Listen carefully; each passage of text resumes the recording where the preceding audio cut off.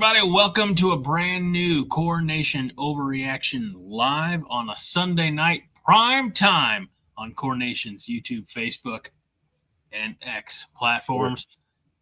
Twitter. We're already starting.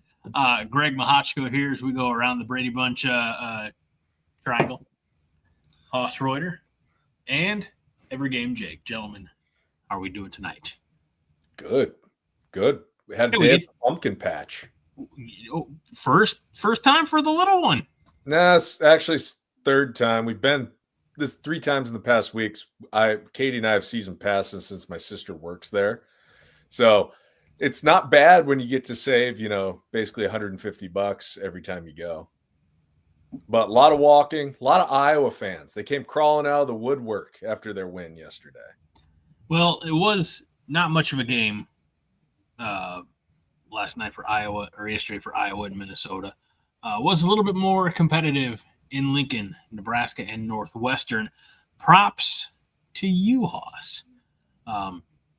In doing my research and recollection, you were the closest in our predictions. Of course, Nebraska wins the game 28-21. Hoss, do you remember your revised score that you prediction that you put right here on tape last week? Was it 27-21? 26-21. Okay. All right. Very well. Anytime you're playing the nerds from the North Shore of Chicago, you gotta, even though they're up on the north side of Chicago, they have a blue collar south side of Chicago work ethic. You got to bring your lunch pail and your hard hat against the nerds. I'm going to have to take issue with the fact that they're smart at Northwestern anymore. Their starting quarterback had a quote that was aired right there towards the beginning of the broadcast. And whatever, I don't remember I took a picture of it. I don't remember the context of the quote now. But this quote unquote smart kid at Northwestern ended a sentence with a preposition. I can't forgive that. I can't overlook. That's rough. So, not Ernest Hemingway, evidently. We're gonna have to rethink this notion that Northwestern students are smart. So, Jake, how are you doing, sir? Good. It's an honor to be here with you fellas as always, and we load of shit. We got a win out of a pretty. Yeah, it was a slugfest, and there's some positives. There's some things we need to work on, but we're 6-2 and, feeling okay. Full eligibility. That's right. Before November. I do see some smoke about Brian Kelly being fired by LSU. Yeah, that is confirmed. They did fire him. In my opinion, one of the more insufferable, unlikable personalities in the game. So couldn't have happened to the whole. He has a track record of not really being a great players coach. So no, he's a taskmaster. Yeah, good riddance. Any coach that doesn't go see a player after they've been, they're going through something as serious as some of the players that have happened.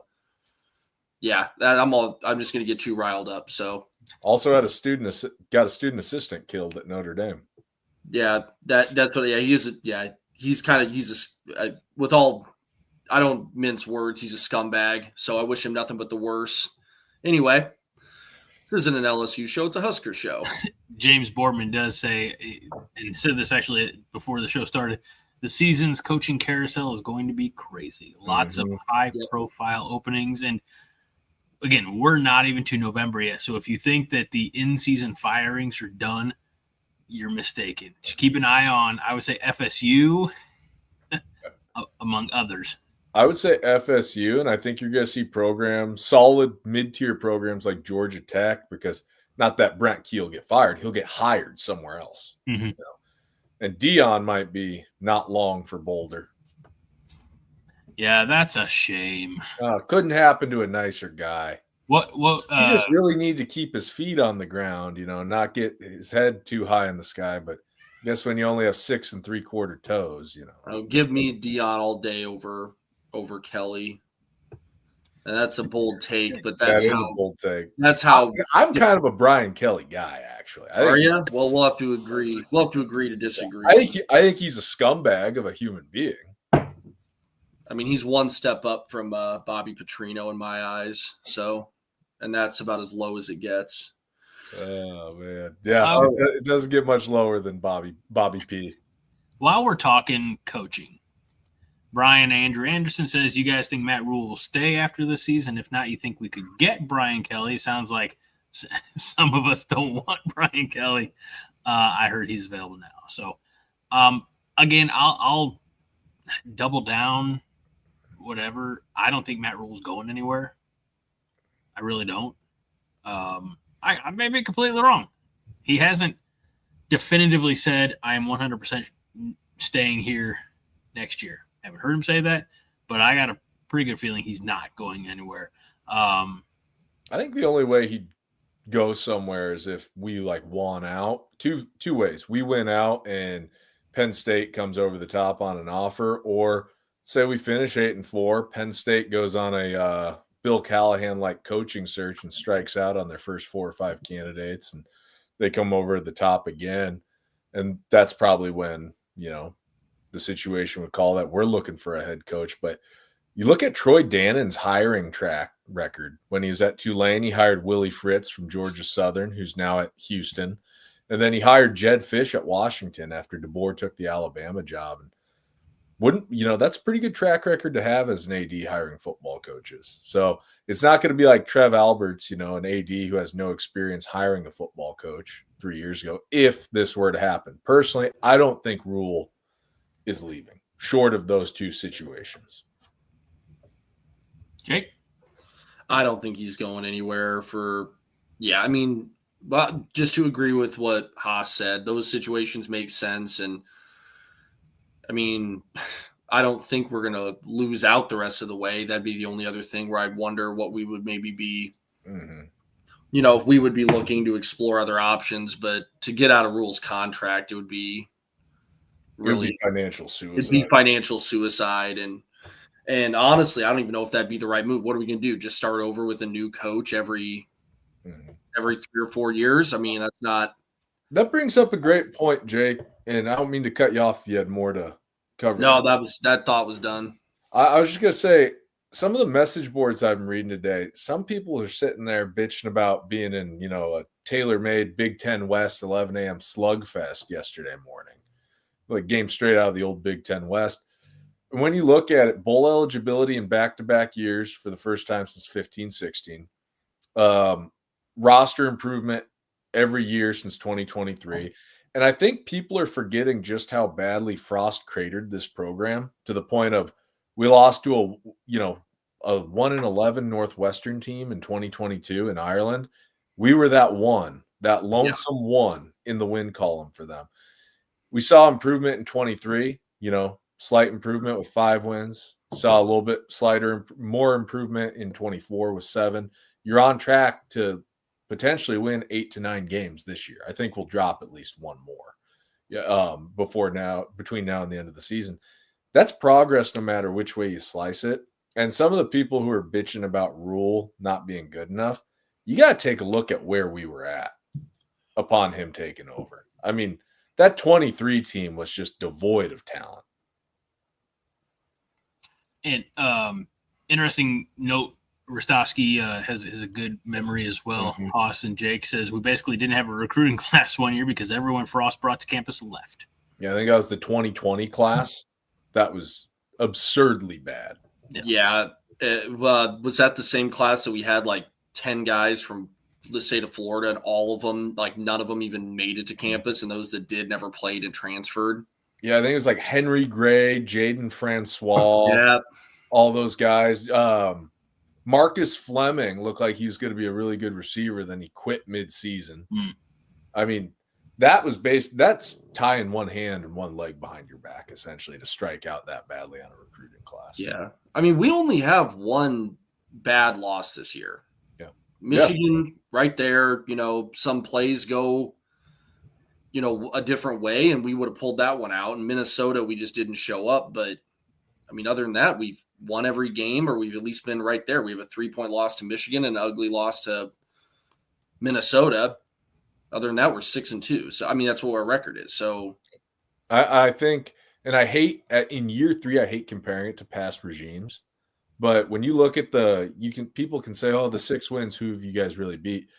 Past regimes would have had us sitting at 2-6. Yeah. Yep. Easily 2-6. I mean, who did we beat? We beat Cincinnati.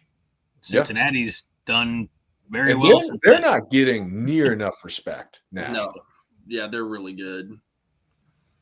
Trojan Dale likes our win against Cincy. So, welcome. Welcome, brother. Where are you at in California, Trojan Dale? He's probably like, I'm in Washington State. Yeah. I'm in Schenectady, New York. Yeah. USC is a brand that they have, they have nationwide. Oh, SF. Cool. San Francisco. All right. Never been up to the Bay Area. Cool. But he's from LA. So, real quick, before we get into talking about our game, Charles Hewlett says that Minnesota learned that surrender white uniforms are a losing proposition. And, Corby actually got that ball rolling a few minutes ago. Is Iowa that much improved, or did Minnesota just pull in Nebraska? Now, before you answer that question, Brian Bauer had a response as Iowa is improved, but Minnesota pulled in Nebraska as well. Two things can be true at once. Brian took the words out of my mouth there. I don't want to give Iowa credit. It's just not my nature. No. We performed so poorly that Friday night that, I know you talked about the 2 losses that we had, one being a fairly close loss to what was a solid, probably still is to an extent, solid Michigan team. Mm-hmm. And then just not really ever getting off the bus, getting off the plane, leaving town to go to the Minnesota game. We looked hollow. We looked empty. We looked lost that Friday night. Then we had to come back around. We had, I guess, if you want to call it an extra day of rest because of the Friday night game. And it started out again a little touch and go, a little stop-start. But Nebraska did get the win yesterday over Northwestern, 28-21. Let's talk about what areas that we liked, what looked really solid. And I'm going ahead and start it with, I think, the most obvious one, which is Kenneth Williams. Mm-hmm. The Huskers probably don't win the game if he didn't run that. I can't say that, but the offense was, again, hit and miss. We needed a spark, and he gave us a jolt. I wrote in the description for those who bothered to read it. It was a return that would make Lyell Bremser smile. And it is the exclamation point on why he earned that scholarship a few weeks back. Yeah, and it was a return that wasn't just like blown kick coverage. Like, it was well blocked and it was well returned. I mean, he kind of shook free of a few like tackles and turned on the burners and made it into the end zone. And that was obviously an awesome play. And then it looks like Archie Wilson's figuring it out back there and had that nice line drive. Looked like he kicked it about 70 miles an hour, which was a really nice punt. Did it lefty. So, yeah, special teams still not perfect, obviously, but looking really, really good. Yeah, I thought it was great on that kick return, how that was, like you said, it wasn't a blown assignment from the kickoff team. It was just well blocked. We schemed it up to kind of run a bounce return, like Rule said, to the opposite side of the field. He got the alley all the way to the sideline, ran through contact too. Yeah. He just didn't go down, didn't get tripped up. Kind of makes me think, maybe it's worth looking at Kenneth Williams rotating into the tailback rotation, because that's what he's listed on the roster as a tailback. Yeah. I don't even know where he's at on the depth chart, but he's down there. He's got to be down there, but yeah, that's the kind of spark, with special teams being a third of the game, as announcers love to point out. That's the kind of spark that you need in a game where your offense is sputtering. They're getting going a little bit, and then they're still tripping all over themselves. To come out in the second half and run that back, it flipped momentum in our favor. I wish we could have capitalized on it a little bit more, because when we went up 21-6, I was starting to think, can we end this thing at about 35-6, 35-9, Yep. right in that range, maybe 35-13. So I'm never going to complain about having a big play like that. Ideally, though, I'd still like to see an offense get into a rhythm to score your points. But, hey, take them where you can find them. Rostovsky says that Eckler looked to chest bump every damn person on the sideline after that return. He went over to Matt Rule. I know the cameras caught it, and Matt Rule's like calming him out, like patting him on the head. All right. I don't know if you guys saw that bit. Rule was yeah, Matt Rule wasn't ready to get tackled by a special teams coach. It was I mean, look, I am glad that it wasn't, but I was terrified at the moment that missed field goal was going to play a bigger role in the outcome of the game. Because that's not. First of all, it's not like Kyle Cunanan to miss a field goal, and that one just looked like he had, I don't know, worn the the beer goggles or something like that. You don't know if you guys ever in high school or college had to wear beer goggles and see what things look like when you're. No, but I've got some firsthand experience. Right, but we've all been there. It just talking to a couple of vets here. Yeah, it wasn't that it was narrowly off. Like he was kicking it to the corner, it seemed, and it was just like,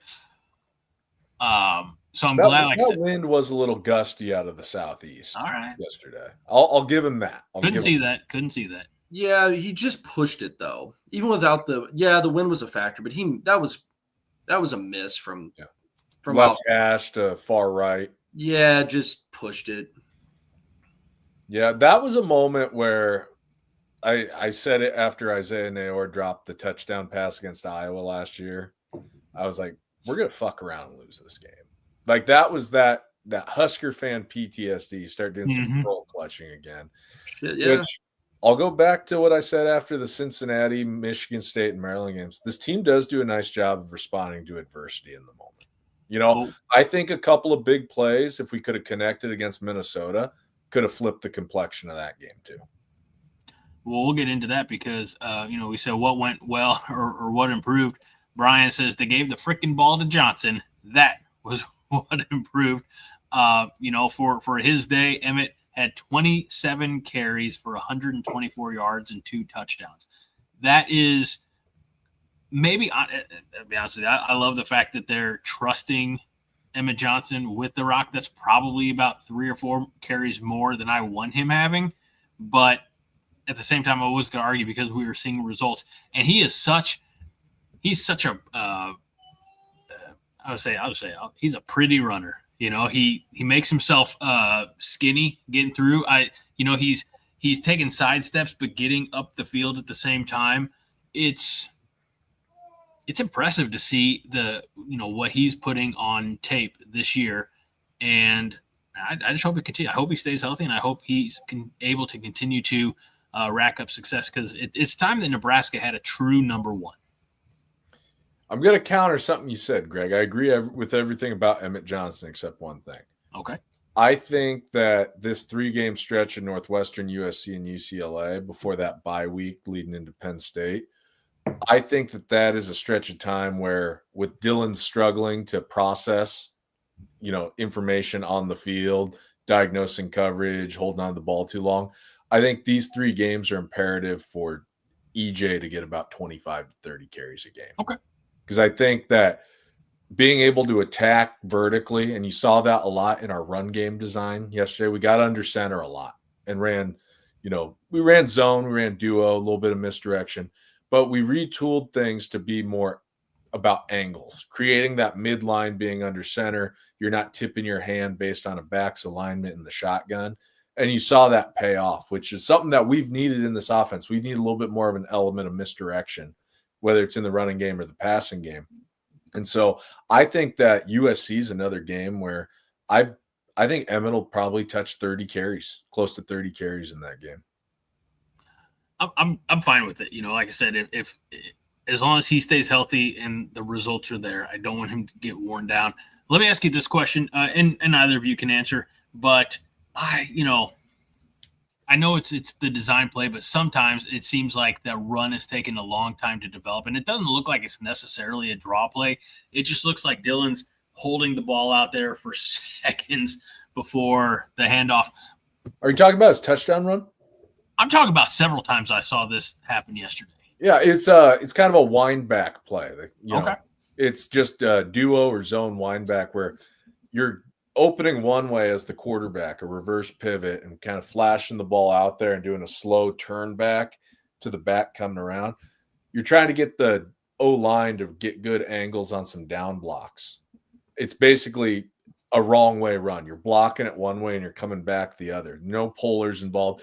You're trying to get those linebackers really stepping down and stepping over in their run fits to clear a lane, get the corner to crash with the receiver, going to crack the safety, open up the edge there. So it's by design. It just looks like Dylan's doing everything in slow motion sometimes, which we'll talk about. There's a lot to unpack there. Raji says, one of the good things of yesterday's game was Emmett. Let's see. Fred says that the kick return for a touchdown. Emmett Johnson doing his best Barry Sanders impersonation. Dylan coming back from a bad interception, and the interception we got. Those were some highlights. Yeah, we ran that play he threw the interception on. We ran that probably about 3 or 4 times in the first half to great success. And then in that second half, boom, dropped a linebacker in coverage to sit on the slant or the snag route. And Dylan just never saw him. That was an anticipation throw on Dylan's part, but you still got to be able to see what that linebacker is sliding over or chasing the back or the flat route and man.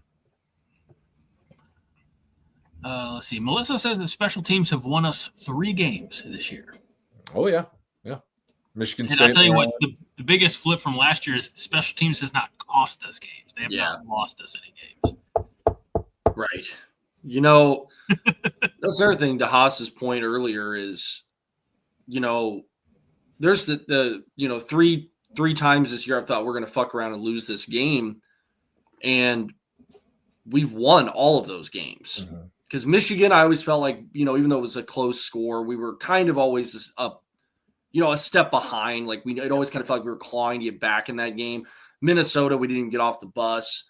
So we've won 3 of those games that I was like, man, we're gonna mess around and lose this thing. So that's showing a lot of progress. You want to talk about incremental progress? There it is. And also on the topic of offense, everyone wants, we all want to talk about Emmett, and we should, but I think we should also talk about Isaiah Hunter. Bingo. I mean, is he getting enough credit? In this whole discussion, he's playing at a legit all conference level. 100%. He was targeted 7 times yesterday, had 6 catches, 70 yards, 31 yards after the catch, which we talked about early in the season. We were concerned even in those games against like Akron and Houston Christian, and I'm not even going to say Cincinnati anymore since they're ranked and we're not.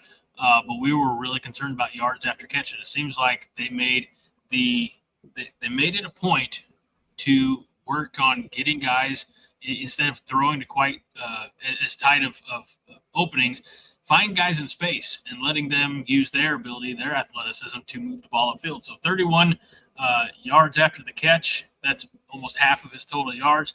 And again, he had a touchdown yesterday. So I think you're right. I think he's probably not getting the credit he deserves at not even the Big Ten, not even national, but even at the Big Ten level. I think Husker fans have an appreciation for him. I think the problem with any receiver is, and this is going to piss some people off, is they have to have consistency from the quarterback getting them the ball. It's easier to highlight Emmett Johnson because under normal circumstances, it's just him, his athletic ability. Obviously we hope for, run blocking, things like that, but it's tough to highlight any of the receivers if the pass is bouncing 3 yards in front of them or going 10 yards over their head. Without consistent quarterback play, I think sometimes they don't get as much of a spotlight put on them. That's my opinion. Jake pointed it out last week, talking about Tom Brady being a thief underneath. And while Dylan's game yesterday was, I'm not going to sugarcoat things. It was a pretty poor game on his part. Whether it was processing what was going on the field, getting us into, right situations. He just, something looked off. But I am happy to see us have a bigger focus on the underneath quick game, underneath passing game. So I think that's something to build on as well. Well, we sort of started switching it up from the things that is there anything else that we saw yesterday that we liked? Javin Wright being in the right place at the right time. Right. Donovan Jones totally redeemed himself. Yeah. Okay. Donovan Jones played a great game. Yeah, he did.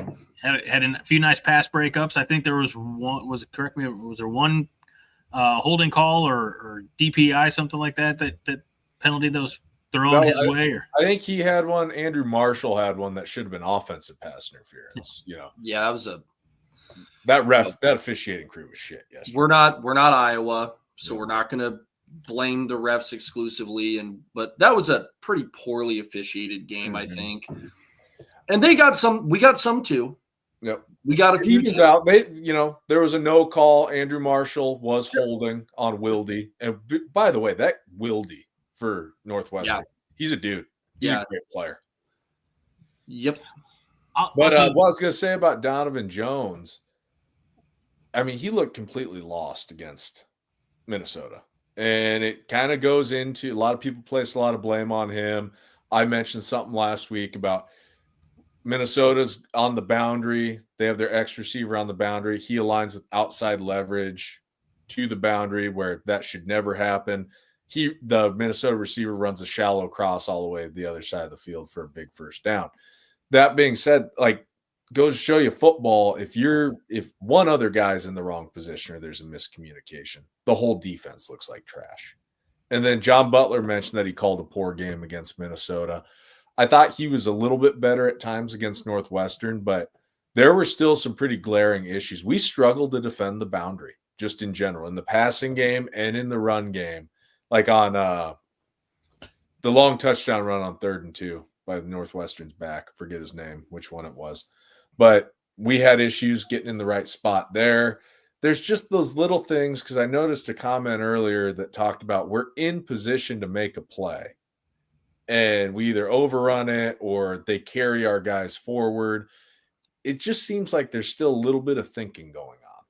Too much thinking going on. See, that's what's the most frustrating thing for me, and it's been a theme since Michigan, is even we are in the right spot, which we're out of position a lot, and we do make a play, let's say in the 1 yard in the backfield or right at the line of scrimmage, it seems like we get pushed back 3 or 4 yards, and a no gain turns into a 4 yard run, and consistently over the course of the games that adds up. And then that little jig route. Yeah, you texted me about that. Huh? You texted me right when that happened. You reckon everyone could see it? I called it before it happened. I was standing right here. My old man was sitting in the seat that I'm in, and I just kind of threw my hands up, and before I even get the words out of my mouth, boom, right there. I'm like, oh my God, everyone in the stadium saw that coming. Like, someone has got to make an adjustment and call that out. Oh God. Yep. And it's stuff that, and this is going to sound like typical, cognitive bias, being a diehard fan of Nebraska. We struggle to identify that stuff pre-snap and just don't make the easy routine play. Just like we talked about last week, we make things more difficult on ourselves than they need to be in moving the football. Yes. Yeah, I think, that's just overcomplicating. There's, I don't know. I don't want to oversimplify it. And you guys, but it doesn't seem to me that football is terribly complicated of a game. Simple game. Yeah. You block, you tackle, you pass, you run, you score, hopefully more than the other team, you win. I don't know. That's probably I have one more thing to say, and again, it's a Dylan Raiola comment, but when he does scramble, now I missed the fumble. I was having to tend to my daughter during that part of the game, so I actually missed that entire 4th down scramble. I didn't even ever see that play, but there was a play earlier in the game where he was scrambling, and he kind of just falls forward a little bit. And I know we don't want, he doesn't want to get injured. I don't know if coaches are telling him to avoid contact, but when you're a leader, every once in a while, throw your big, thick horse body into the defender a little bit. I mean, he's not like he's a twig out there, man. Galvanize the guys around you. Do you think, I know he's not, before everyone goes crazy, I'm not comparing him to Tim Tebow. Let's make that clear. But do you think anyone ever told Tim Tebow to slide or Cam Newton? No. Those guys were big, strong guys. And I think Dylan's a big, strong guy. Yeah, I will not even make the future NFL player comparison, but have a little bit of the physicality of a Heinrich Harburg. Yeah. Learn from the guy who did it 2 years ago. For Christmas, Greg. What's that? Let me get you a number 10 jersey. I think I have an old Roy Haley jersey, number 10. I'm gonna mail it to you. I don't know. I know what you're saying. I just want to see the leaders on the team. Yep. I'm not saying every time go out there and get yourself hurt. That's not his game. He's not a dual threat. But man, it would sure mean a lot from I think the fans to see him put his head down at some point and try to run through, just don't fall flat on your face. Yeah. If you're going to slide, at least make it look good. I want to talk about his, dare I say, graceful athletic movements. And I mentioned that with all the tongue in cheek in the world. Him dotting the I shit in situational football, lining up at I-back. This has got to stop. Emmett Johnson got the first down just off. Jake, I'm going to borrow a phrase from you. Sheer balls and guts. Yeah. That it was a terrible call.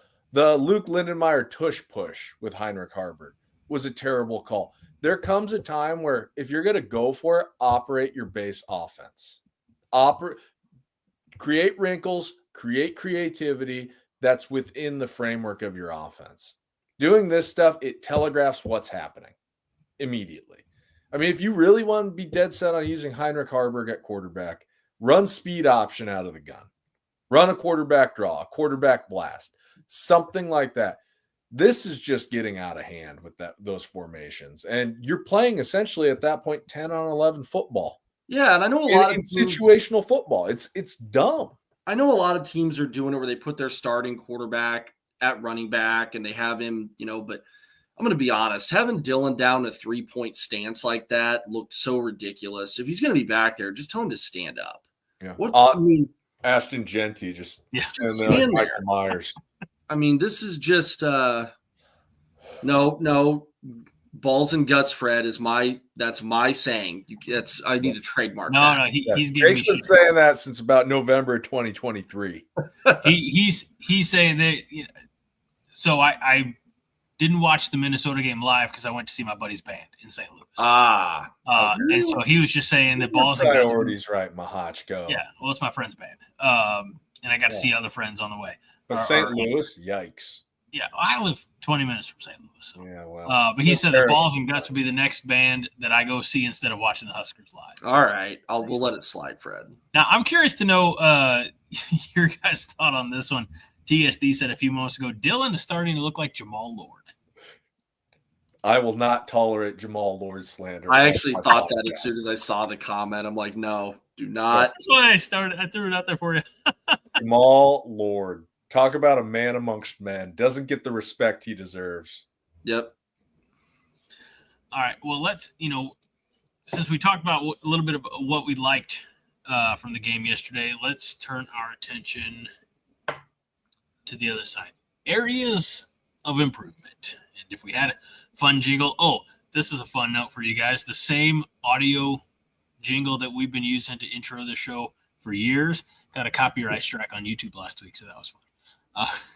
All right, let's call up Mark Knopfler from Dire Straits and ask if we can use the guitar solo from Money for Nothing. Yeah. Ooh. Yeah. Let's see. Before the show ever started, James Boardman asked this question: does Nebraska have a strength and conditioning problem? Most of the time, the defense is in place to make the stop at the line, yet they end up taking a 4-yard pony ride. Whee! Sorry, Greg, you weren't going to do it. I had to. You know what? I don't think it's a strength and conditioning problem. I think it's an issue with how we're teaching tackling John Butler talked about earlier this week. They teach them to run, get chest to chest, body to body, and take the extra step, run through the offensive player. And I think at this point, like, we're just not a very good tackling team right now. And I think you do have to have it in the arsenal to, do the gator roll, dive at ankles, get low. Football is a game of force production versus force resistance. And what is that? I'm no physicist, but what comes out in physics, low man wins. Leverage, pad leverage, hip leverage. So I think it's a case more of just bad technique. It's bad. And you look at a guy like Van Poppel, who's strong as a bull, but he's not really, no offense to him right now, he's not really playing that well. He's kind of getting put on skates a little bit. And it's not a strength problem. It's a technique problem, which is, honestly, I'd much rather have that. Yeah, technique's fixable, Yeah. And it really highlights how much we miss Ty and Nash. But 100%. Those are essentially 24-year-old grown men playing. But I do think Van Poppel is going to be a stud. He's just got to take his licks and just figure it out.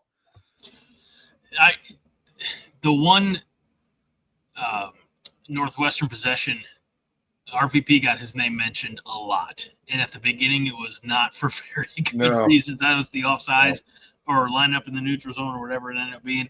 And then, towards the end of that possession, he did redeem himself a little bit. Got a part of a dual deflection.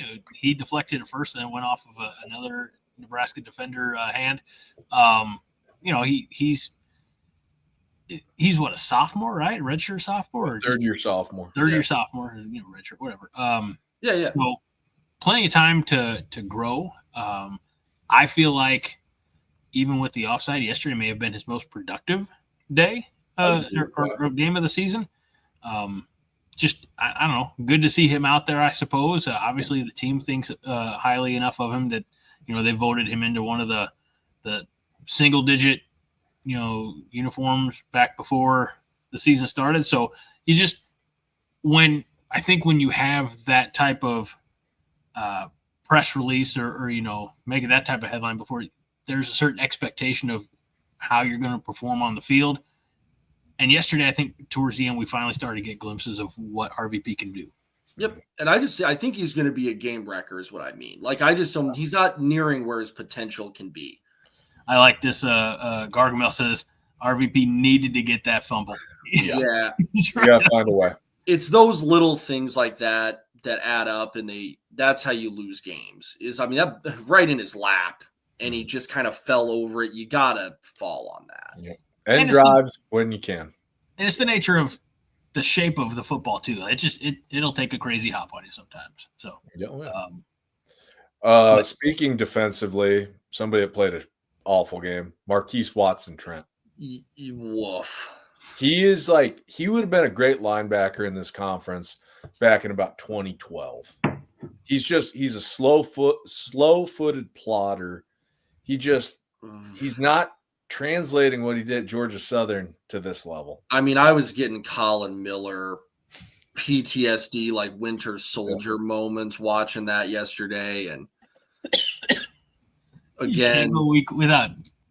I hope smirching his name. I hope he's doing well, but there wasn't a more frustrating defensive player to watch play at this university in my lifetime. Still a flat, like those PTSD flashbacks of him trying to chase down Reggie Corbin from Illinois.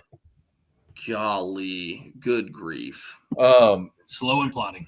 Rex Guthrie he had a good game yesterday. He improved. He's going to be a really good player. He's got to learn how to take better angles and run plays. He's still taking very poor angles. Yeah, the depth sometimes is difficult for him. He just aligns. I think it's an alignment issue. So anyway, for the benefit of those who are listening to the audio version only of this, which is weird, join us on YouTube. It's cool. So Aaron Rostovsky said Watson-Trent was as deep as the safety sometimes on run plays up the middle. And James Boardman says he has the speed and size of a garden gnome. And then Asawar Sajid says Colin Miller or Austin Cassidy, who was worse? Austin Cassidy had some moments. He had some moments. Yeah, I would say at least he had flashes. Colin Miller, I hope you're doing okay, bro. I hope It says Boardman. That's not fair to the Garden Gnomes. I like Fred's comment too from 939. He says he may be slow, but at least he's small. That's right. It's Haas, you pulled out John McKay quote yesterday. What was the quote you texted me? Oh yeah, when shit was hitting the fan, I texted Jake and I was like, "How do you feel about your team's execution?" I'm all for it. Yeah. Then I busted out the we didn't block, but we made up for it by not tackling. I think Minnie's talking about Rex Guthrie here. Says he's almost there, Jake, and he's been asked to do a lot on defense regarding Guthrie. Yeah, I know. He's just taking bad angles. Yep. I mean, he's just got to, which, you should see that on tape when you do your film study and should be able to address it. He's playing well, but costing us here and there with taking bad angles. Yeah. Which, again, pretty Peacock, he had a little bit of a quiet game yesterday, but like not in a bad way necessarily. Yeah. No, and he was always around the ball. Yep. So let's see. For those guys like Guthrie and Peacock, I mean, they're rookies, in the Big Ten Conference.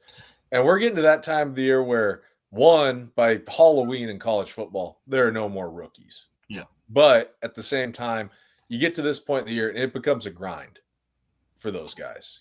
Just the physicality of this league on a week in, week out basis. If you guys had to guess, who led Nebraska in tackles yesterday? Javen Wright? Shit. I'm gonna say Singleton. Ooh, also top 5. Rex Guthrie. Okay. And second, we've already mentioned him, given him some flowers, Donovan Jones. Yeah. 8 and 7 respectfully. I think Donovan Jones and Guthrie, they'll be Sunday guys by the time their careers are over.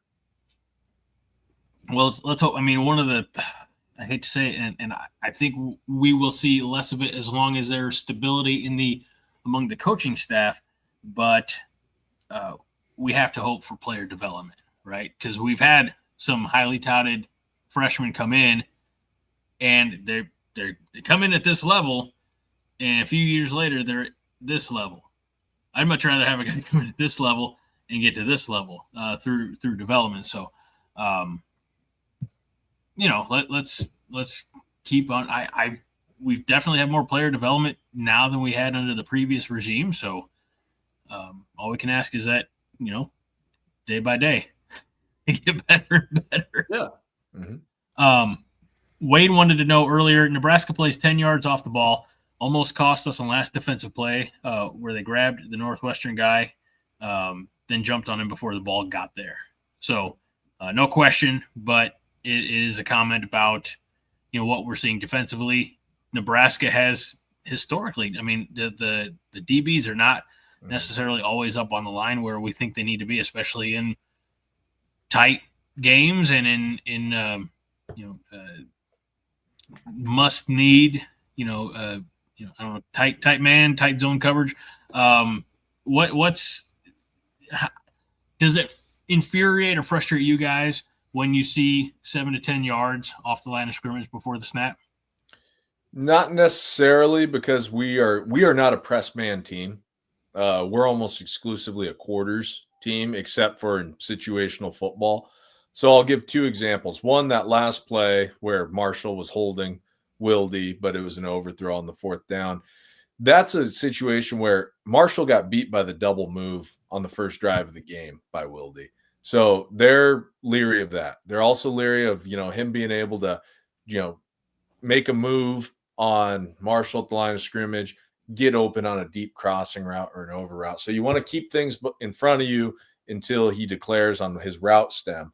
The other side of that is we did a line and press man on that 3rd and 2 where they had a 55-yard touchdown run or however long it was. And we had a situation where one of the corners crashed with Wilde on the crack block, and another defensive player did not replace the crack block. If they replace the crack block, we have outside contain. It stopped for a gain of 2 instead of a long touchdown run. So there's drawbacks, and that's how coverage also fits into the run game too. Like it's all welded together. It's all married together as a concept. But I don't have a problem with playing off, like our actual corners playing off the receivers. What I have a problem with is the cushion that we show over slot receivers, which is like the jig route that Jake pointed out earlier in the game. We're just giving up too much pre-snap yards in that situation. But when it's a long yardage situation for the offense to convert, I got no problem staying back a little bit, being able to make your move, see where the route is developing to, and rally to the ball if it's thrown underneath. Yeah, for me, it's just a personal preference thing. I just like press defense, period, like in most situations. I'm not saying it's right or wrong. I'm just saying that it frustrates me just because that's my preference defensively and schematically, is to be more of a press in your base D. But certainly in long yardage situations, no, I think you play back a bit. But it's mostly the slot game. I mean, we're given way too much cushion. You've seen it week in, week out, where our opponent can just steal yards. Yeah, And it's too easy. We need a nickel corner to emerge. Well, that used to be where Hartzog was playing. Yep. And of course, he's going to be out the rest of the year now. Yeah, so there you go. I mean, talking about the trenches, Melissa asked early on in the show, why aren't any of our young guys getting better on the lines? Yeah, we talked about this last week. $1 million question. Yeah. I think it's a development problem. Trace back to the offensive line coach. I agree. Donnie. 100%. Charles, great question. I was going to say, let's save it for later, but he says, is it possible to put pressure or hurry on opposing quarterbacks? Apparently not.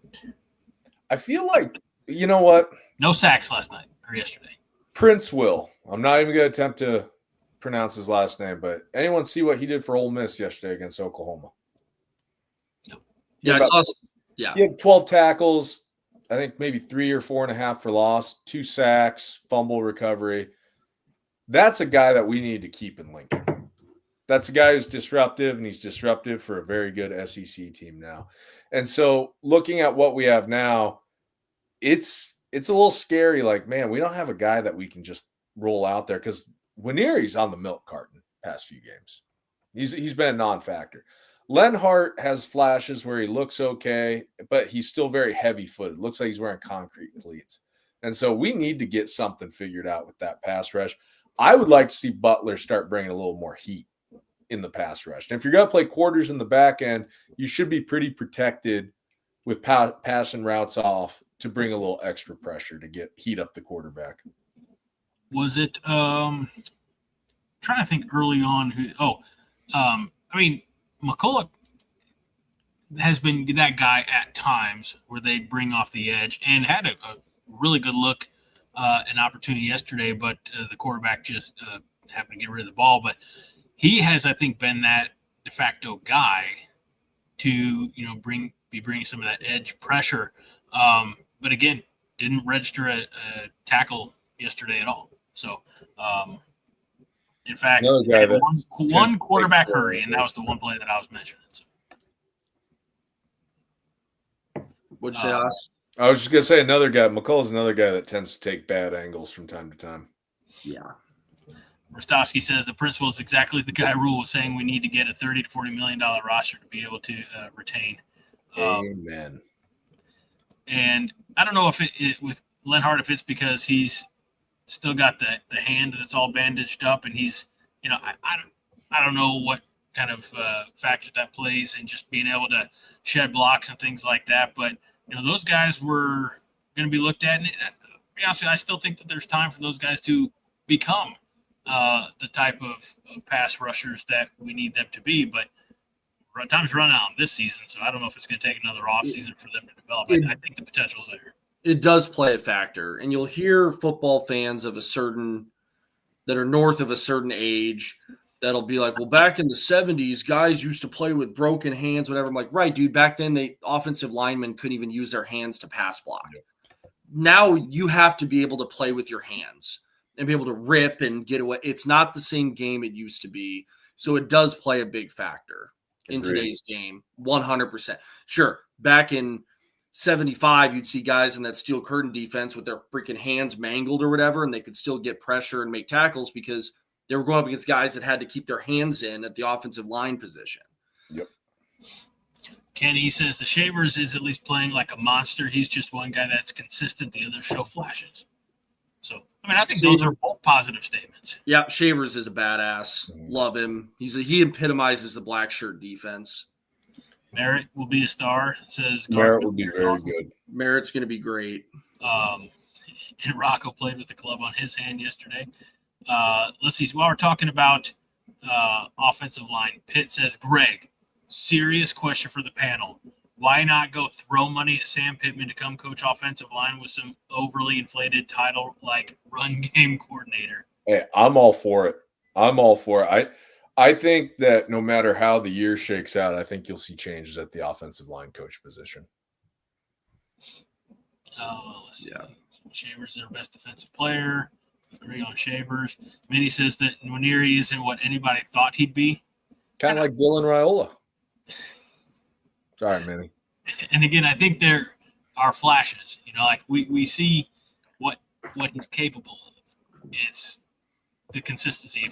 If half of the other, if 5 out of the 10 guys outside of Vincent Shavers had Shavers' consistency, this defense would be so far ahead of where it is currently. Mm-hmm. Instead, like somebody said, we get flashes instead of the consistency. So, speaking of Dylan, Melissa says Dylan looks better when there's pressure to go win. Yeah, we had enough time to run the football too. That's a huge element in going down there to get that score to go up 28-21. And there was pressure yesterday. There wasn't pressure in Minnesota because, I mean, I hate to say it, when it got to the fourth quarter, the game was out of hand, at least by certain standards. There was not that one score to overcome. It was multiple drives, and then we'd have to get stops, and it wasn't going to work out. So I don't necessarily disagree with Melissa's take here. Some people are going to hear this the way they want to hear it, Fred, but I think when the game is on the line, Dylan can rise to the occasion. If the game's out of hand, it's not going to be our night. Yeah, but you at the quarterback position, you expect a 5-star, quote unquote, generational talent to be able to elevate those around him. Right. That's the expectation. Unfortunately, it's just not the reality. So, let's see. Nebraska strong. Speaking of Dylan gets a D, grade 1 interception, 1 fumble lost, only 141 yards passing, and only 1 touchdown against less talent Northwestern. I agree with that to an extent. On the Dylan part, yes. Less talent Northwestern. I thought they had some dudes. Aiden Hubbard, solid, great defensive end. Their other defensive end was really good. Thought Robert Fitzgerald, Pat Fitzgerald's son, thought he was kind of a cheap player, but he was a solid player. Fred's pouring gasoline on the fire, says, serious comment, Dylan played lights out on that scoring drive because they said if he didn't, they'd take away his meal between breakfast and brunch. Which is Charles Houlette, who has either read or watched Lord of the Rings, says it's called second breakfast. Thank you. Minnie says Dylan has never been behind a good offensive line, 5-star quarterback with a 2-star offensive line. The protection is one thing. I agree, Minnie. The offensive line is what I would call it a 2-star offensive line. But when he has time and there's still a lot of paralysis by analysis going on in going through his reads, that's a him problem. Let's see. Wade says defense seems to not see who has the ball and just go where they think it should be, and sometimes way too faster and fly by whoever has the ball. Mm-hmm. We talked before about bad angles. We talked about this for a few weeks about bad angles in pursuit. That long touchdown run, everybody crashed in, and nobody was left outside, like you said, to meet him at the perimeter. So it's just bad break.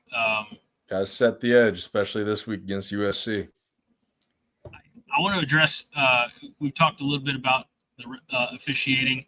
James says that the Zebras must have bet Northwestern cover 7.5. There were a lot of calls that could have been whistled and were and didn't need to be. I think the most egregious decision of the game was the Northwestern comeback route where the guy first made contact with the pass beyond the line to gain, but was in the process of coming back and didn't fully possess it until he was back behind the marker. They even reviewed it and they said that the play was upheld. I thought there was no way in hell he never had possession of it. That's exactly what I'm saying. That again, egregious. And 2 plays later, Northwestern scored, and I think that was when they tied it up. So I couldn't fathom it. Got some commenters here who chiming in when we were talking about the good things. So Fred says Hunter is the go-to guy in the passing game. And James says that's not what James says. James says that Hunter's toe drag in the end zone was a thing of beauty. It was. And see, that's the maddening part about Dylan. He makes a Sunday throw. I say it a lot on the show, but that's a Sunday throw, Sunday catch. It's awesome. Consistency. There has to be consistency for him. Yeah. From him for a lot of people to start getting behind him again. I thought he was that guy after Michigan, kind of bringing the jury back in for that one. Right. And just to retread an old comment I made, like Tom Brady wasn't Tom Brady because he made Mahomes level throws. He was Tom Brady because he consistently put the ball where he wanted it, got 8 to 12 yard completions or let his receivers make plays after the catch. It's about being consistent every play, not doing some wacky bullshit, which is great. You know, yeah, you throw it left-handed or you throw it falling to the ground. Those are awesome. I love those. But, dude, give Barney a chance on a flat route. Don't put the ball where he has to try to readjust himself and then get upfield. Put it where you want it. That's the difference between a fourth down and a first down. Rather make the routine play 9 times out of 10 and the one wacky play as the 10th play than have him make crazy plays 3 times out of 10. The other 7 are negative plays or plays that just don't help your offense at all. Yeah. Let's see. Gary Pierce, talking about the 5-star quarterback, 2-star offensive line. Gary says we should play TJ and test that line theory. I might have said that a few times yesterday. And Fred says his uncle would do a better job building and coaching a line to protect him, don't you think? One would think. Let's see. Rostowski says, rip to Teddy Prohaska's football career. Seems like everyone's convinced he's finally done. Saw him in 8th grade and thought we had an all-conference and NFL guy in our backyard. Yeah. One of his first starts was against Aiden Hutchinson against Michigan 21. He shut Hutchinson down before he got hurt in that game. Mm-hmm.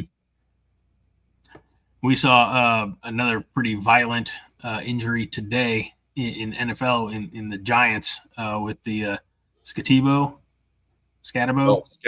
dislocated ankle. Yeah, that looked gnarly. Just I don't wish those kind of injuries on anybody. Let's see. Gary Pierce says that most receivers don't catch that ball that Isaiah Hunter caught, which I think we all agree with. And Fred being Fred says Hunter's toe drag gave Deion's feet phantom pain. Let's see. Still got more. No, we're getting close to wrapping things up here. Here we go. Corby says, still waiting for Dane Key to show up as advertised. Don't get me wrong. He's still making plays. Was just expecting a little more, I guess. Now, before you guys react to that, Rostowski in the comments responded, Key is better at slants and drags. We aren't using him on short routes nearly enough for him to excel. I agree both with Corby and Rostowski here. I mean, like, Key had that nice catch, flat route out of the bunch that kind of ran off coverage, and Dylan got it to him underneath. That goes in line with what I think our identity is a little bit better, throwing underneath, along with utilizing a receiver to tailor what we do to his strengths.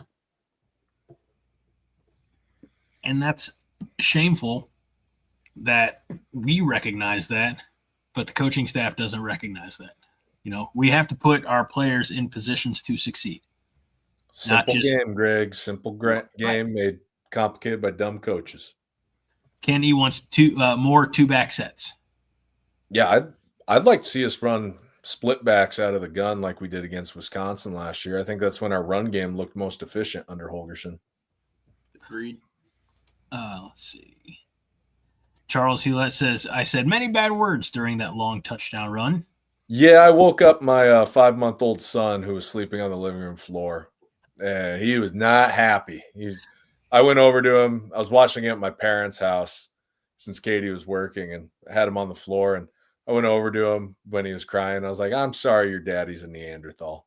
Well, I think I told you it was when Garrett, my oldest, was just over a year old. So it was the 2016 season, and we scored or did something exciting in a positive way that I leapt off of the couch, jumping and screaming, and he was also down there on the floor. And I looked, I'm like, yeah, I should probably stop doing that. He's just mobile enough that he could have got underfoot in a bad way. Yeah, I made sure to sit on the other side of the living room from where Lane was laying on the floor because Jake can attest this. I'm a pacer. Yeah, I'm a pacer during games. Yep. That's not my style. Well, that's why you look the way you look and I look the way I look, because you're up burning calories during the game. Yeah, got the Coors Banquet, in one hand. Minnie says that in Dane Key's defense, he's great at blocking. He's made many offensive plays possible. That big part. No block, no rock. You got to block. Right. Let's see. Charles says, any bets on whether a fade toss is attempted against USC?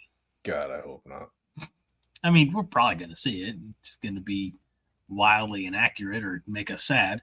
Brian Andrew Anderson says USC has horrible run defense. If we actually run and work with the offensive line more, we should beat USC, but we can't go back to this weird passing game that doesn't work. Agreed. And we did have a Trojan fan in the comments. I don't know if they're still here. James Borman says the line is USC 6.5 with over/under being 58.5. How does that sound to you guys? That total's kind of in line where my revised score prediction is going to be. Okay. One last look here. Mr. Matney says, what a difference a year makes when you make a coaching change. I don't know if he's talking about receiving, possibly. Probably special teams is what I would be. Oh, and then below that, he put in parentheses special teams. Oh, there you go. I was reading them upside down. Yep. But yeah. Mike Eckler needs to be the highest paid special teams coach in the country. I mean, worth every penny. We need to go find a Mike Eckler for every position group, I think. Brian Ferentz for offensive line. That's you keep saying that. Hey man. And I know you believe it in your heart of hearts. I don't care. I don't care who you are. If you get our offensive line to operate at a high level, I'll tolerate you. Regardless of what your last name says. Yeah. Or last name is. Yeah. I mean, if we had to make a coaching change and we had to hire, PJ Fleck, I'd probably be like, okay, I can get behind this. There was a question in there. I'll probably need to save it for tomorrow if the same person asked the question to Minnie on Monday night or on their 5-part podcast on Thursday. But someone was asking Minnie how she was doing after Iowa beat PJ Fleck in Minnesota so badly yesterday. So Minnie, you might want to find that one, tag that one for tomorrow. I'll let you answer that, you and Fred. But since she was at Big Ten Media Days and saw Kirk Ferentz in person as well, she's like, I just really like him. I said, no, you can't like the enemy. So yeah, he's basically he's like Nikita Khrushchev. Yeah, that's pretty much. Yeah. Gentlemen, let's do a quick look at, again, last week. Haas, you were almost on the money. You said 26-21, and, of course, Nebraska won 28-21. Jake, you said 30-24, and then I said 27-17. So Haas is going to win that one. Now, coming into the season, Haas, you had Nebraska beating USC 27-10, and you have already said you were going to update that. What's your new score? All right. Can I give a little bit of a brief preamble here? You can take as much time as you want, brother. I do think that our game plan against Northwestern was indicative of what we're going to try to do against USC. I do think we're going to try to be a little bit more direct in how we approach them in the run game, under center, maybe even some pistol formations, establish that midline where we're not tipping our hand pre-snap on which way the ball's going in the run game. So I think that you'll see a heavy dose of Emmett Johnson. And I think you'll see a emphasis on the play action passing game. Kind of allow Dylan to roll out, hit receivers in intermediate zones, crossing routes, out patterns, wheel routes. I think they're going to do as much as they can as an offensive staff to not give USC's defensive coordinator, Rob Ryan, an opportunity to really, quote unquote, complexify coverage against Dylan because he's just not processing things well. I'm going to go slightly over on the 58.5 point total. Nebraska 31, USC 30. And I'm going to say 225 yards rushing as a team. You fucker. What? Was that yours? 31-30. All right. Gosh, dang it. Yeah, that was the first score that came to mind today for me. I was already Let's just keep – I swear that was going to be my updated one. I'm going to just still say it. We'll go ahead and agree on this one. I don't want to change it. What did I have originally, Greg? Originally, Jake, great question. You had 27-20 Nebraska. Yeah, I don't know. 31-30 was resonating me the whole time. To be honest, I wasn't even listening to what you were saying, Haas. I was just like, 31-30, let's go. And then you said – Yeah, I saw your face. You're like, what? Slightly over the total. I'm like, you bastard. I know where you're going with this. 31-30. I think I told your dad that when we were at Vala's with them today, too. Yeah, I think that we're going to figure it out a little bit more offensively. And I think that our, USC, obviously very talented and a lot of really good players, dynamic quarterback. And I think we do just enough to sneak this one out. Well, it's going to be under the lights of Memorial Stadium, 6:30 kickoff, Lincoln, Nebraska. The blackout game. Of course, I'm going to pick Nebraska. I'll get my score on Thursday night, but give me your percentage, your belief in the percentage of the fans who attend the game who are actually going to be participating in the blackout. Well, I'm going to this one. Okay. So I'm wearing a black hoodie. Okay. I'm going to say 70%. I bet Bob and Barb from Brainerd, Broken Bow, B, Nebraska, all those places, maybe Rick from Ravenna. They're not giving up their starter jackets from 94. Maybe even they got some Apex from 91, red and white. They'll be wearing the old, regalia, but I think about 70% black. Jake? Yeah, I think a little more. I think it'll be about 80%. I don't know why. I've heard that they're planning on something for the student section, but I just have a feeling it's gonna be like 40%. I just don't think the majority of fans are going to give up their tradition of wearing red, their comfortable feeling of wearing red to a Nebraska football game. I must be a heretic because I own mostly black Husker gear. I've got black shirts and like black shirt apparel, and I've got a black Nebraska hoodie, but I got red as well. So, let's see. Minnie says, did Haas say he's going too? Yes. So Minnie's going to be there. And I don't know if it's not the Michigan game. I'm not even speculating that there's any type of coordination meetup or anything like that. I can just say, go enjoy the game. And as I like to say, bring home a winner or don't come home. Sounds good. You'll have to explain that to my son. He's not going to the game. No. Katie's not either. I'm going with a buddy of mine. Awesome. Well, this has been great, guys. We appreciate you. Thank you to everybody in the chat for being an integral part of the show. And we'll see you next Sunday night, hopefully discussing a nice Nebraska victory in prime time on a big stage against another vaunted program in Southern California. So for Haas Reuter, Every Game Jake, I'm Greg Mahachko. This is the Coronation. I almost said this is the 5-part podcast. This is the Coronation Overreaction. And Todd on Facebook says, let's go Huskers, go Big Red. And we say to you, go Big Red as well. Haas? You know what? I was trying to come up with a catchy catchphrase, and all I'm going to say is run the damn ball. Jake? Just simple. Go Big Red, baby. Let's get a win and come back and have a good show next week where we're celebrating a win. Love it. Sounds Check good. y'all later.